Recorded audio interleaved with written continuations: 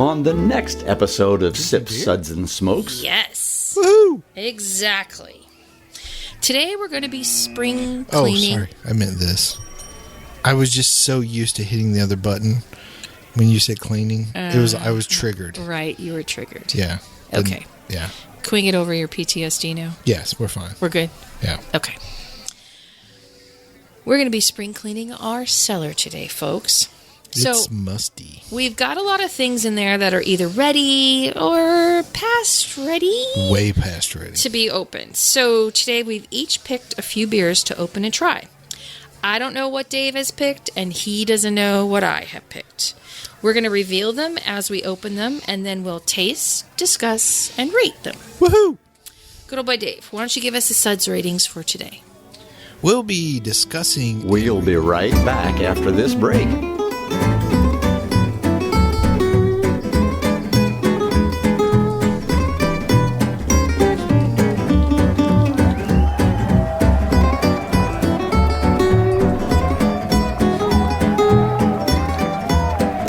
Brought to you almost live from the Dude in the Basement Studios. Why? 'Cause that's where the good stuff is. It's Sips, Suds, and Smokes with your smokin' host, the good old boys.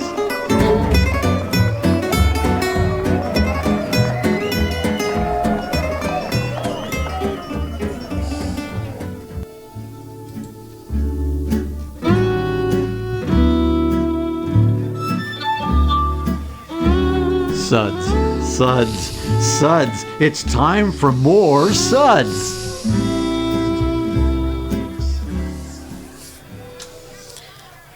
Hey, welcome everyone to another SUDS segment, where old beer is like old people. Without the proper care, they can be prone to leak at the most inconvenient times. And That's so gross. Why would you say that about people? Good grief, Julieanna. why would I say that about beer? Well, that's even more to the point. I mean, Okay. old people can defend themselves. Old beer, they have no recourse. Sure they could. They could spill all over you again. In revolt.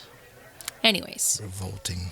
I am one of your hosts, good old Gal Julieanna, and joining me at the table today is good old boy Dave. No, everyone. Stop. Please. I'm just a guy, okay? I'm just a normal guy, okay? But thank you. It's great to be here. Well, it's springtime again. Dave. I like how we just glossed over the reception. And you know what that means. Hay fever? No. Well, yes, but no. What I was thinking more about was spring cleaning. What do you mean? What do you mean? What do I mean? When I say clearly what I mean is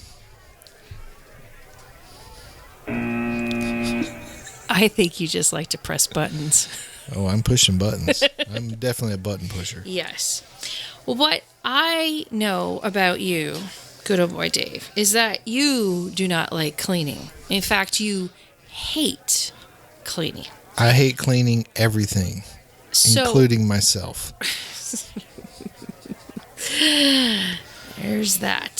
So no matter what time of year, you just do not like cleaning. So I thought that I could combine spring cleaning with something that you really enjoy. Drinking beer? Yes. Woohoo! Exactly. Today we're going to be spring cleaning. Oh, sorry. I meant this.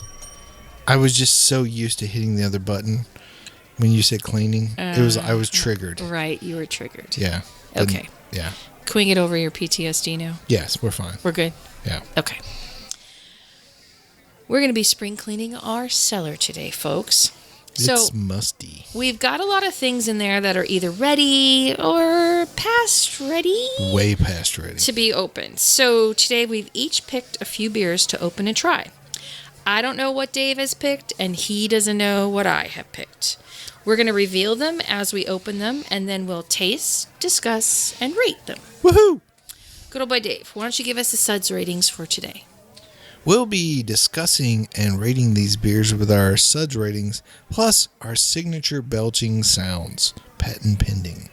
Here are those ratings now. 1, that sucks. Give me anything but a bud. 2, was that a belch? 3, what a relief. 4, a body should really not make that sound. And 5, listen to that hang time, give me another.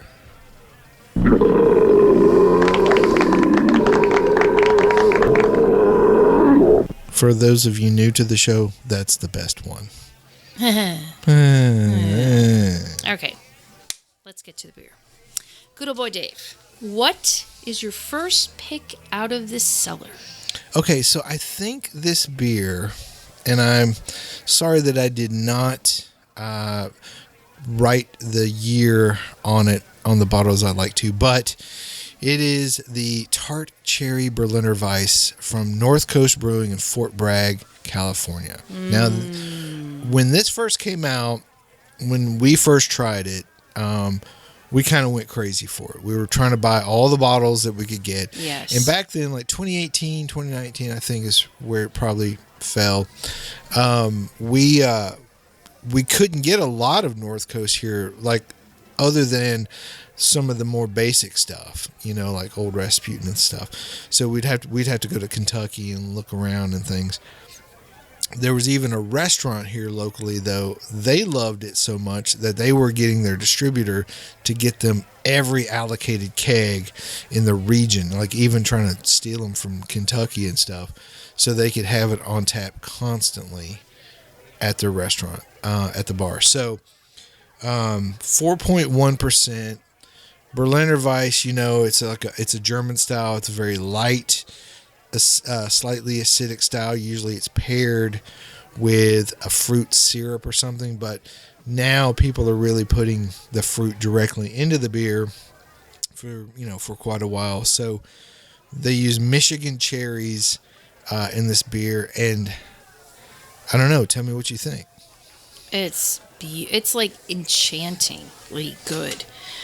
It tastes just as good now as it did when it was fresh. Yeah, I think it might be just a hair softer than... Yeah, maybe, yeah. And not as bright in flavor as it was. I'm looking back on my Untapped, and the first time that we tried this was 2017. Oh, wow. Okay. Yeah. And then we also had it again in 2020 and 2021. Nice. Anyways, it's beautiful.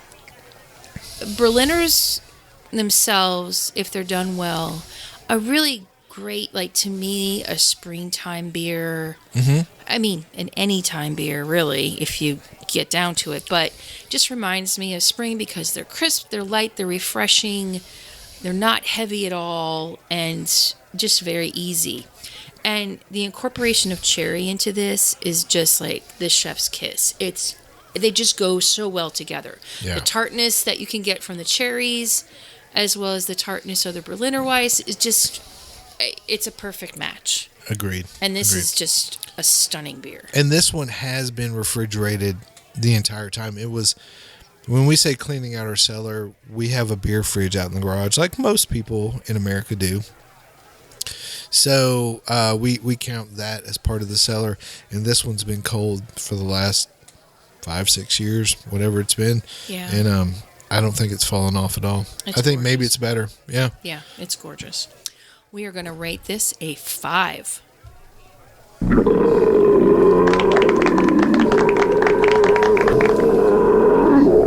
Okay.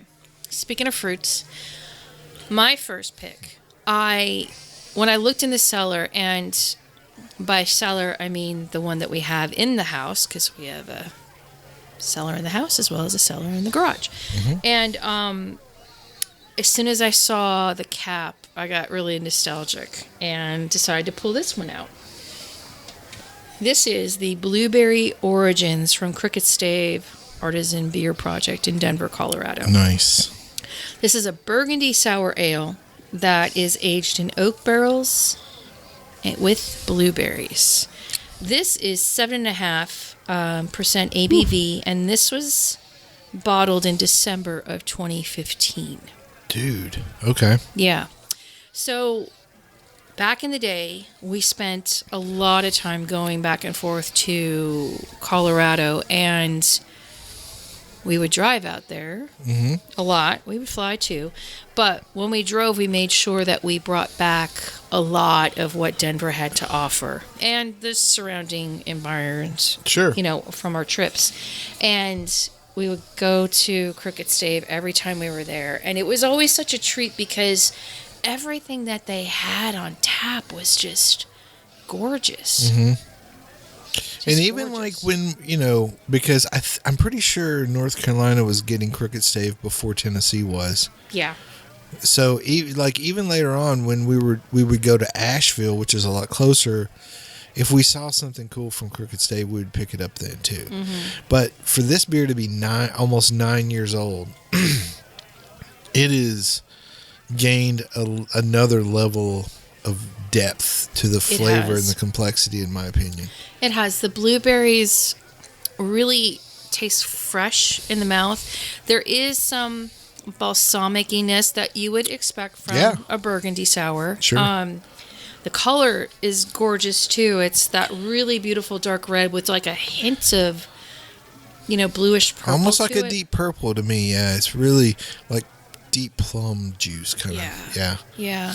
And another thing that I've always enjoyed about Crooked Stave is the yeast that they use and the fermentation that they do is so dry that at the end it just finishes. It finishes quickly. It's not super lingering in that balsamic-y, acidic tartness, and I really appreciate that. Well, I think their beers are more in the funky strata than the sour strata. Like there's some sourness, definitely. Sure.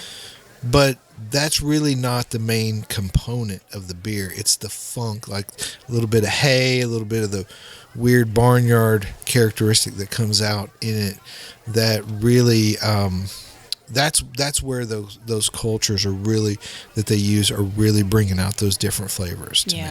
There's a lot of attention to detail, and it's a labor of love for them. And they do such a great job. And every time I try something from them, I just expand my knowledge of what the possibilities are, Yeah. Well, we did an episode dedicated to Crooked Stave several seasons ago. I think it's called A Love Letter to Chad. And I would encourage people to go back and listen because their beers are still amazing even to this day. They are. And even though this is something aged, well, we'll discuss in just a minute. It's not just the destination, but baby, the whole elation of riding down this lover's avenue. As slow as a willow blows, or as fast as the whirlwind grows, we glide beneath the stars in cobalt blue. Look to the left, to the right, keep your eyes on the road, my darling, wondering if we're only passing through. Open roads and open windows, my hand is yours forever, sweet love. Our eyes ahead on these back roads with a view. Welcome back, everyone. Today's episode is kind of cool for a couple reasons.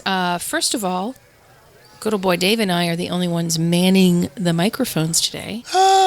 Scary, I know. And then number two, we're doing a spring cleaning. So good old boy Dave picked out a few beers and I picked out a few beers. We don't know what each other picked, and we're We're doing this in real time, which is kind of Yeah. cool. So right before the break, we were talking about my first pick of the day, which is the Blueberry Origins from Crooked Stave in Denver. 2015? 2015. And one thing that kind of struck me was, you know, in the 20 teens, early to mid 20 teens, sours were a big thing. That's all we were drinking Right. for a and while. that's all we were drinking. Yeah. And, you know, they were great, mind you, because we were coming off of the West Coast IPA kick, which was just these hop assaults, which were great in their own right too, but it got to be a little bit too much. So we moved on to sours, a different kind of indulgent flavor. And after a while, those would even be, like, there was only so many that I could drink Yeah. in a sitting, you know. They were great, but almost after a while, they tasted the same, and it was that acidity that would always just get me at the end of the day. Yep. Well, it's been a while, and, you know, as of late, we've been into this, like, Pilsner, light lager phase of life. Yeah. But it's so cool to come back to a sour and really appreciate it for what it is. Yeah, well, and I think for a long time there, like you were saying, all we were doing is like really challenging our palates. It felt like everything was just like, how far could you push your palate to say, oh wow, this is How sour is sour. Ooh, yeah, my jaw's clenching up, but I really am enjoying it. Right. And we drank a lot of really great sour beers, and not just sour beers. I think that's too like one dimensional of a term, because a lot of it was just funky stuff too. It wasn't all sour. A lot of it was just sort of funky and tart and kind of weird. But now, like you're saying, like we're really been enjoying a lot of like just beer flavored beer, like pilsners and just Czech lagers and things, which are amazing. And I think now, being able to come back to something like this, like I would not drink this beer all the time right now, but being able to come in, taste a bottle of it and enjoy it with you, I think it's really nice to kind of break things up and kind of take us back in time a little bit too. Oh yeah. To those days when we're going to GABF all the time, and you know, just like, wow, what's the new funky crazy thing that's going to come out? Yeah. Yeah, True. True. Well, I think this has held up well, and absolutely, you know, it is a love letter to Chad and all that he has been doing for so many years. Yeah. And just that science taking beer to another level. Absolutely, the consistency. Yeah. Well, we are going to rate the Blueberry Origins from Crooked Stave a 5.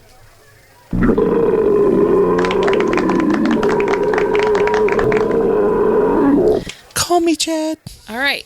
What do you got next, buddy? All right. Should we do a story or a beer? Beer. Okay. Well, then we're going to do... So, you know, every year, at least once or twice, we go up to see your family. PA represent. Yay.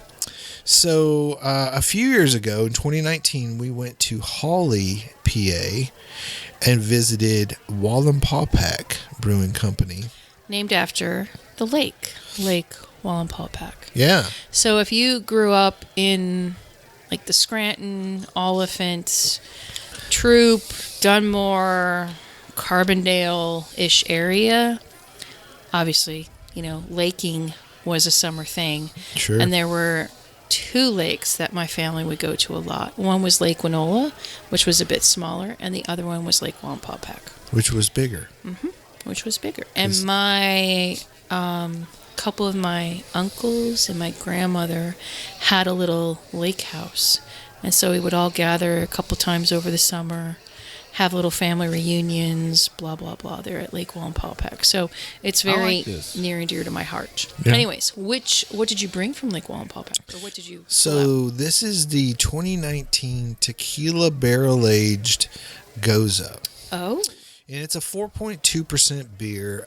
They aged it in Añejo.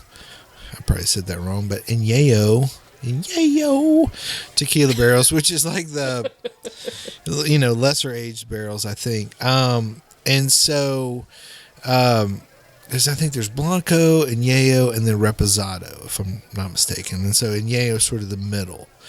And so you definitely get the tequila flavor in this, which is kind of vegetal.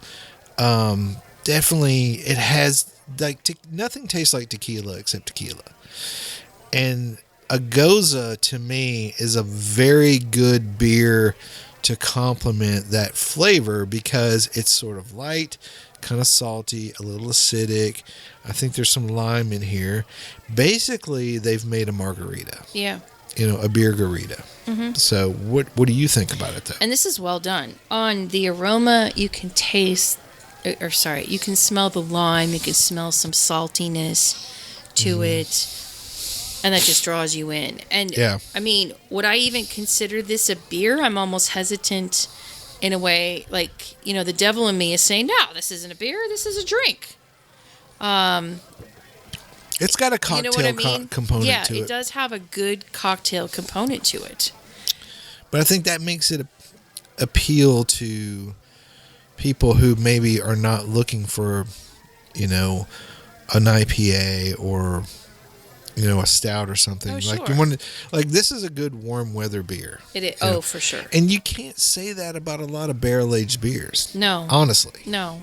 Right, because they tend to be because a bourbon barrel aged stout right. is the normal thing, right? Yeah, right. Or a Scotch barrel aged wee heavy or right. like whatever. Sure. That's going to follow those little trends. But a tequila barrel aged light beer, so you've got a lighter liquor flavoring a lighter flavored beer.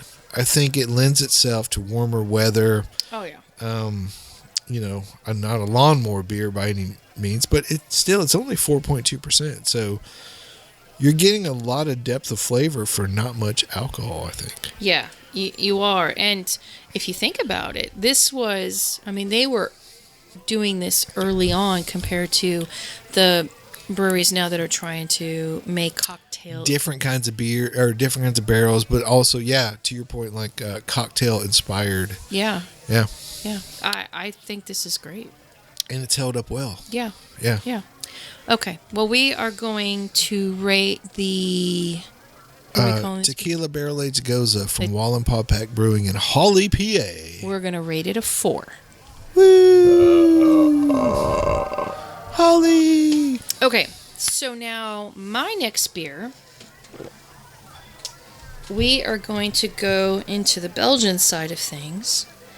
And we're going to talk about a Belgian pale from Brasserie de la Senne in Brussels. So they got together with Shelton Brothers, which those of you used to be the big importers like in the beer scene. Yes. For several years, Shelton Brothers were it, man. Like if you like Cantillon, all the big Belgian names. Mm-hmm. If you wanted to get that into the U.S., you came through them. Brothers, and yes. their festival was the best beer festival for that kind of stuff. Mm-hmm. And then they imploded, and now they're gone. Yeah, so this beer is called Monsieur Shelton. Uh-huh. And it celebrates 20 years of opinionated beer importing. And on the label, it is Dan Shelton sitting in his chair with his computer, with his laptop. His feet are propped up on a desk, and he is drinking a fine Belgian beer. Sure. In a nice tulip glass. Because and why wouldn't he? Right, exactly. So this is 5.5% ABV, and honestly, I was worried about it when I... What year is this? 2015. Wow, another 2015. Daggum. Yeah, I think so. So another 9 year. Yeah, but isn't that crazy? Yeah. Is it on the bottle? Maybe it does, and I just didn't... Oh, 2016. Sorry. 2016? Oh, still. So 8 years. Wow. Mm-hmm. That's That's impressive. And you, so when you opened it, did it gush at all? No, Or? it didn't, which I was very happy about. But Yeah. as we started talking, and I opened up all of my bottles/cans before Yeah. we started recording, just in the off chance that one would gush, because who knows? Well, I think chilling them before the show probably helped a little bit, but you can't ever be sure about those No. Belgians. You can't. They'll right. gush on you. Yeah. Like old people, they'll leak right on you. You know? When you least expect Right, it. yeah. Yes. So it started creeping. It was Oh, like the that slow foam. the kinda. thicker foam that sort of like slowly creeps Yeah. up. Yeah, That's what it was weird. doing. Yeah. And it still has a nice head to it. This is nice. It's got all the things you want in a Belgian beer without being overpowering. It feels like this one, I think a lot of people would say this one has fallen off a little bit. And maybe it has. But to me, it's got enough of the things I want from a Belgian beer. Like a little bit of barn, a little bit of straw, a little bit of funk, a little bit of the fruity ester. It's got enough of all those little things that keep it interesting Yes. without being crazy. Yes. Now, I mean, the hops were not necessarily. They're gone. Yeah, they are gone, though. I'm getting a slight taste of like aged hops. Like that cheese. kinda? Yeah. Yeah. Yeah. But on an agey, like it's been like the hops have been sitting in the attic for a long time. Yeah. Getting a little must on them, or a layer of penicillin or something. You know what I mean? Wow. So this will fight infections. This is perfect. Sure. Yeah, we should have had this in the winter. There we go. Anyways, I'm really impressed by it and by the age of it, because you're still tasting the components Yeah. that you would come to expect. You know what I mean? Yeah. It's got this little bit of creaminess. It's got the barnyard. It Makes has, you cough. Makes me cough. Sure. I mean, that's like Sure. perfect. Yeah. And it gives me that like almost goody powdery sort of A little aspirin kind of. aspirin-y kind of thing at the end. Yeah. Which to me is just very indicative of that style. Sure. Yeah. Yeah. Anyways, right. I think we are going to rate Monsieur Shelton a 3. All right. All right. How about a little story time?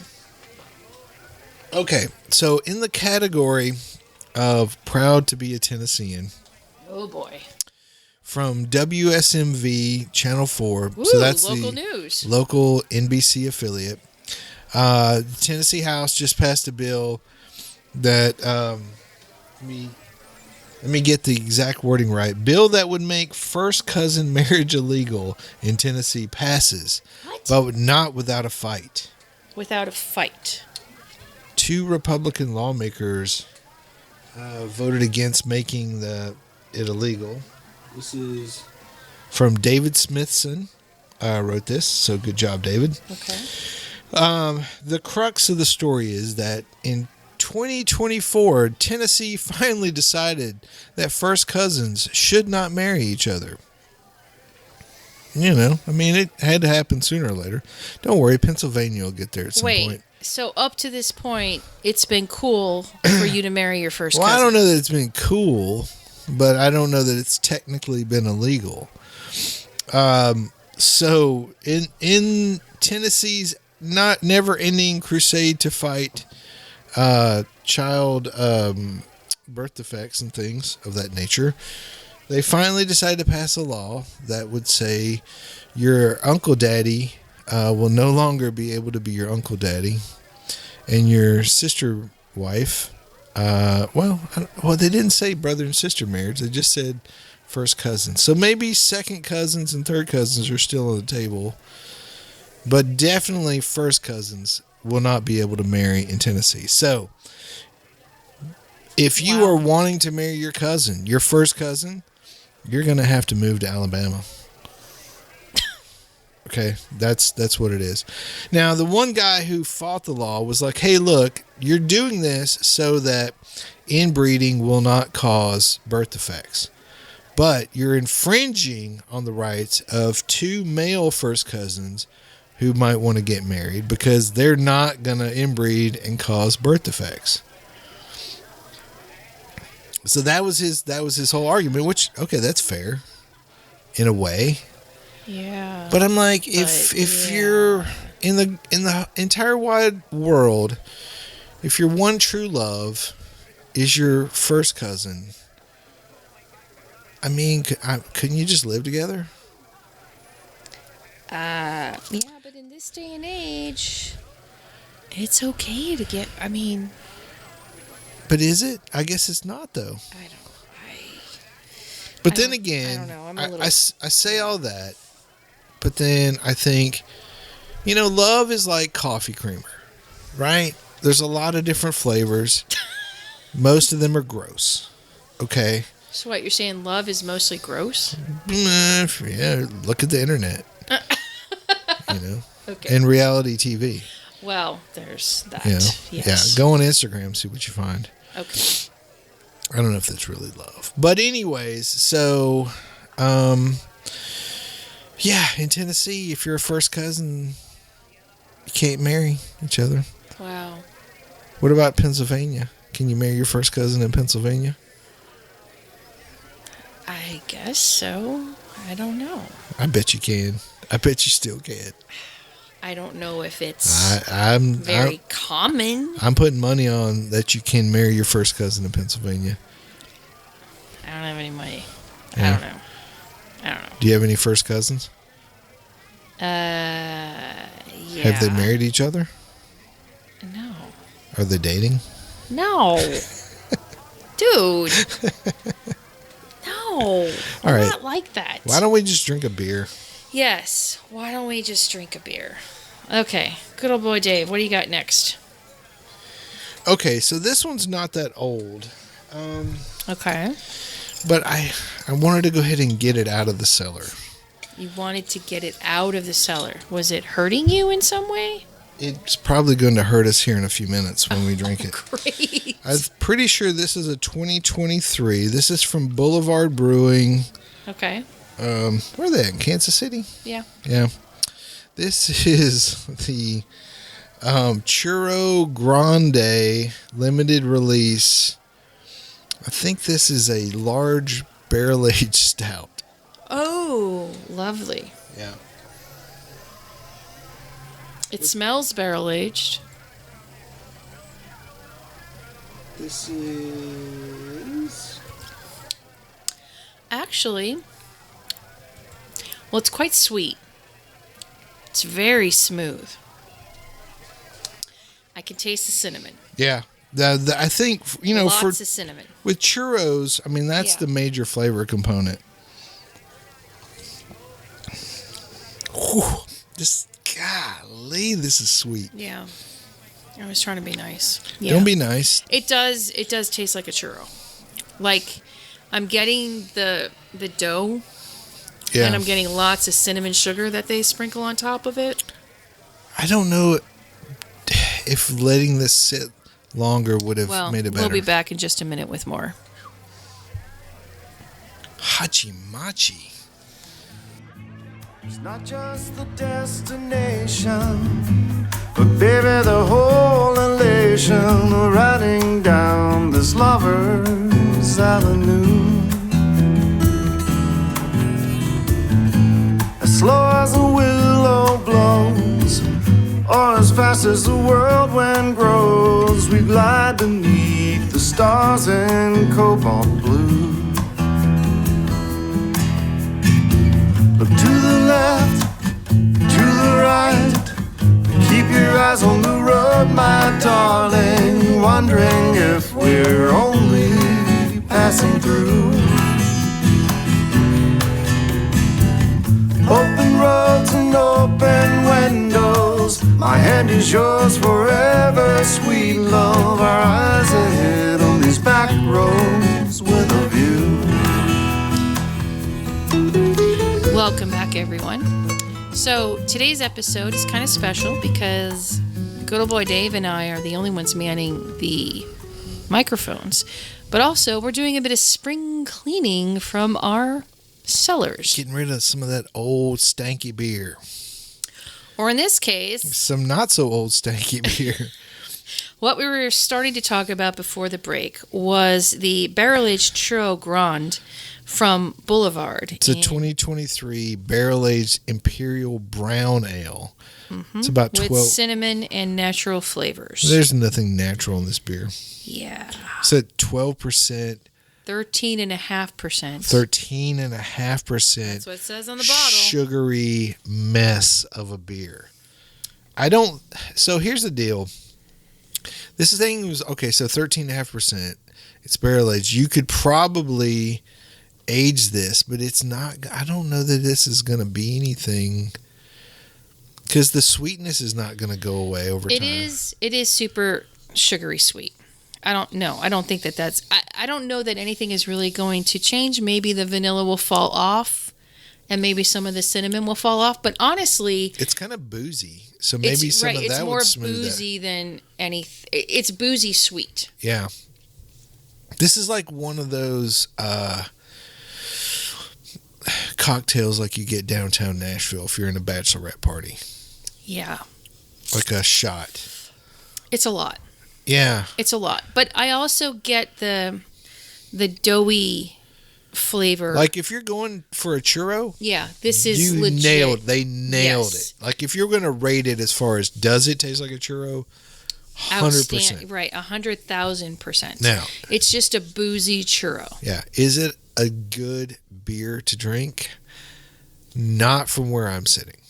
I think that if you took out the churro part and just made it an imperial brown, I think if you let it sit for a while, it might be good. But it's just too much right now. Yeah, I don't know that letting it. That's the other thing about spring cleaning the cellars. Like when we look at some of these beers, like the Berliner Weisse, I don't think letting it age hurt it. Yeah. The one from Crooked Stave, I think the aging probably maybe even helped it. Mm-hmm. It was good before, but it was probably better now. This one, I don't think barrel aging or cellaring it would do anything for it. No, I think it just is what it is. Yeah. So we are going to rate the Churro Grande from Boulevard in Kansas City a 2. Dose. For me, I took something and pulled it out from 2020. Okay. And this is from Side Project. Oh. And it is their Grisette. Now, Side Project, that's from the guy who worked at Perennial, right? Mm-hmm. But then he wanted his own side project. See what I did there? Mm-hmm. So this is St. Louis, Missouri. Mm-hmm. And now our Grisette, if I'm not mistaken, is much like a Gose. Yes. This is only 4% ABV. Yeah. Only 4%. So a Grisette is inspired by the soft session beers of Belgium. The blonde color, notes of floral European hops, and delicate bright finish create a complex yet very approachable beer. This farmhouse-inspired table beer was aged in a Missouri oak foeder for several months before being naturally conditioned. Farmhouse, okay. Cool. Yes. I've got thoughts on it, but what are your thoughts on it? It's very delicate, lightly tart, beautiful color, nice light gold. Yeah. It's gorgeous. Very clear. It's still got nice carb, but not overly carbed.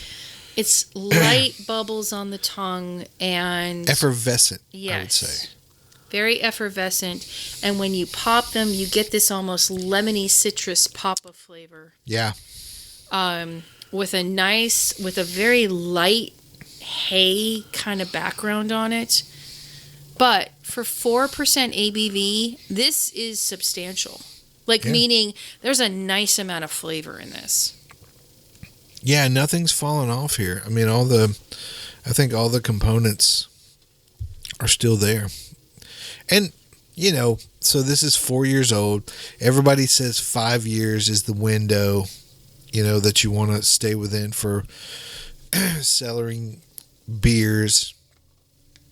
But is it? I don't know. I mean, I've found it to be very subjective. I mean, I think some beers are great at 10. We've had a 20-year-old barley wine that was amazing. So, Yeah. And then we've had a Churro Grande that was 1 year old that, if it's not a good beer to start with, it's not going to be a good beer 4 or 5 years later, True. True. But if you start with a well-made beer, which I think this one definitely was, or it is, yeah. and the trick is getting to it within the right time frame before it starts to fall off. And I think you probably opened this one at the right time, because at 4%, it's going to start to fall off at some point, but I think this one is nice still. Yes, I think so too. Well, I think we shall rate the Grisette from Side Project a 5.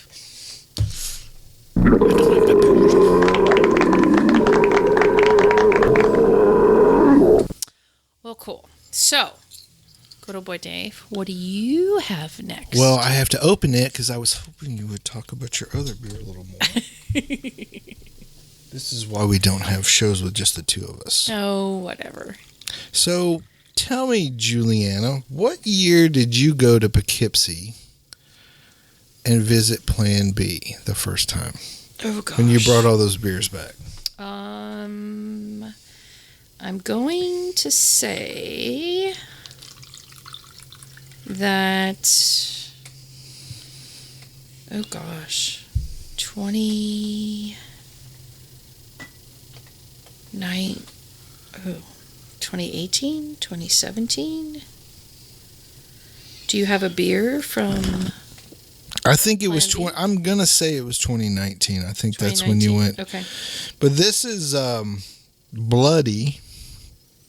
It is a 7.2% brunch inspired sour beer. It has 2018. Sorry, 2018. Okay, that's cool. We'll split the difference. Homegrown heirloom tomatoes, Tabasco peppers, celery, horseradish, lemon basil, lime basil, beets, and a touch of some kind of salt that I'm not even going to try to pronounce his name. Salt. Wow. And it is basically a sour beer that should taste like a Bloody Mary. Okay. And we did a Plan B episode that year. I forget the name. I tried to go back and find the name of the episode. I couldn't find it. But I do know we went through it. And I don't think we may have covered Bloody as part of that episode. I'm not sure how it went over with all the fellas. Okay. Well, beautiful light gold color. So you don't see tomatoes in it. Whoa. I definitely get the celery, the horseradish, maybe some of the basil. oh, this is, yeah. It's actually really cool. Like this beer tastes nothing like what it looks like. So we did have this back in 2019. Okay. So you must have gone at the end of 2018, and then we did the show in 2019. Yeah. Because our episode was somewhere around late January or February. It's still got a little bit of the salt. I get a little bit of the heat from the Tabasco. Acidity is there. But not Doesn't overwhelmingly so. Doesn't taste like a Bloody Mary. So, like, this is not... If you're looking for something that tastes like a Bloody Mary, it doesn't straight up taste like a Bloody Mary. But it does have a lot of those flavor components. It does, yeah. Yeah. The basil is there. It's very prominent right now. But it's fresh. Yeah. And I still, I still taste a freshness.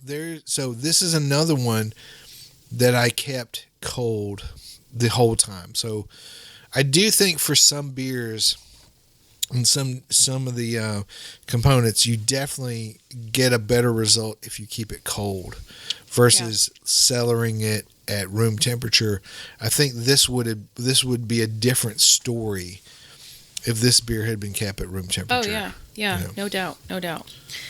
But very well done. 7.2%. Wow. And it doesn't taste 7.2. It tastes more along the lines of the Grisette, maybe like 5.5. Yeah. But I don't feel like it's that alcoholic, if you will. Sure. Now, how much of this beer would you have to drink to date your first cousin? A lot of it. Yeah. Yeah, Okay. a lot of it. Yeah. What about your second cousin? Third? Okay, anyways. Okay, sorry. I think this is well done. I do. It's a little out there, you know? Yeah. It makes me definitely want us to do a cocktail beer, like between this and the Tequila Barrel Gose. Mm-hmm. I think there are definitely some beers that are cocktail inspired. Yeah. That we I mean, could and put cheers together to a these show. breweries that are thinking outside the box. Yeah. You know, you could split hairs as, well, is this really a beer? You know, or is it just something completely different? But what is a beer? It's Yeah. as long as it's got grain and it's fermented, you know. I mean, Grain, yeast, like water, and some kind of hops, maybe? but like what about every farmhouse ale out there? Sure. That's got pumpkin or zucchini or whatever they grew in the garden, Sure. you know, out there.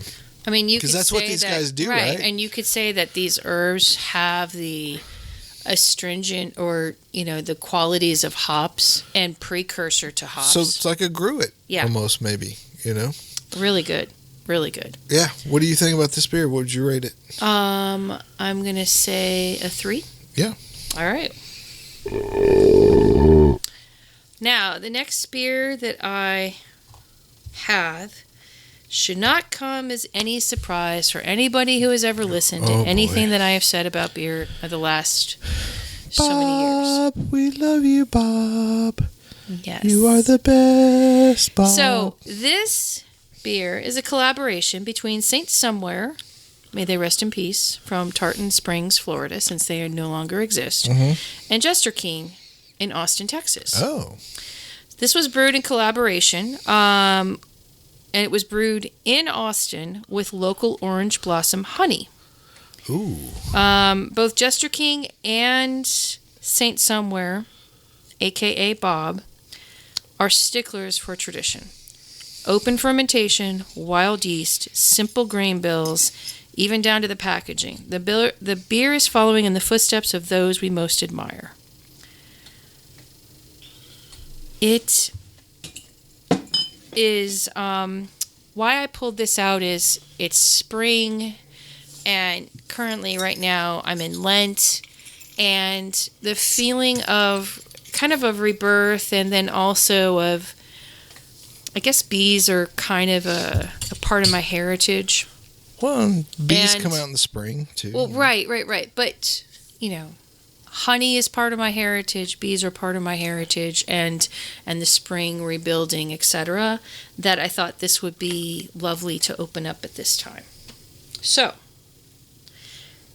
and if I didn't say, this is 5% ABV, and this is what they're just considering a Saison. Well, I think Saison is a nice style. Can be a little bit of a catch-all, but beautiful, very clear, lightly carbed.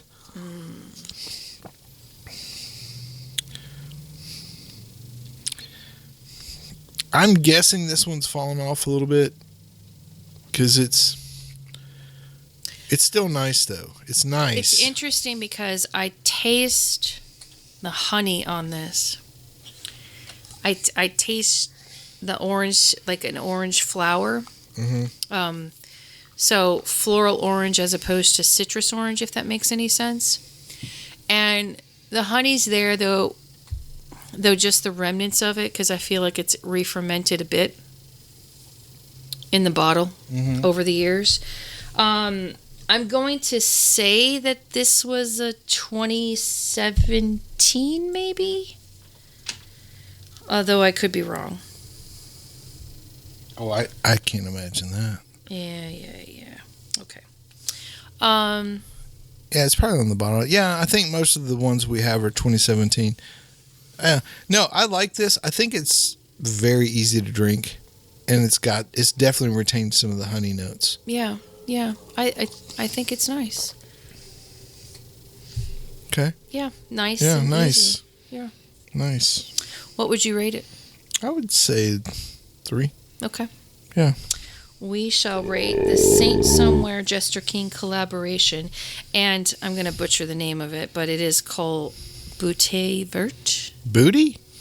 Yeah, that's what I thought you were going to say. Booty Vert. Booty Vert. Booty Vert. Then let's give it a 4 for the name. Booty Vert.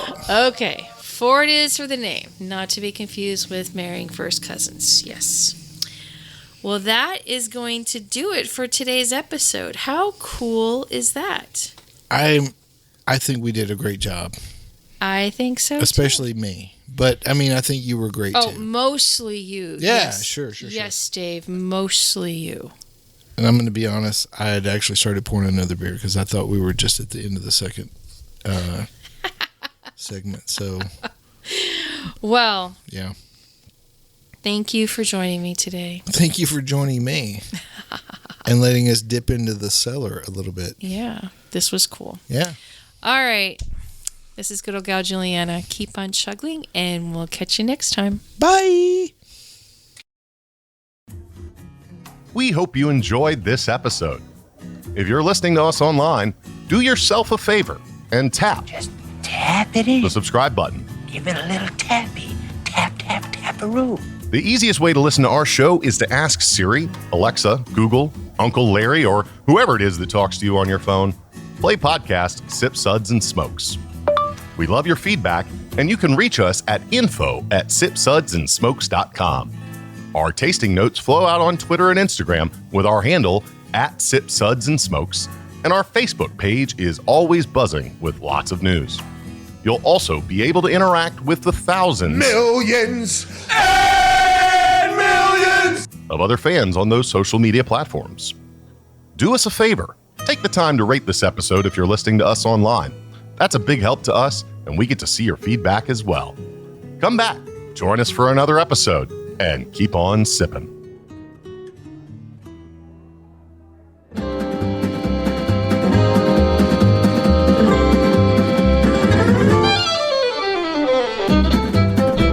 This has been a One Tan Hand production of Sip Suds and Smokes, a program devoted to the appreciation of some of the finer slices of life. From the Dude in the Basement Studios, your hosts, the Good Old Boys, will see you all next time.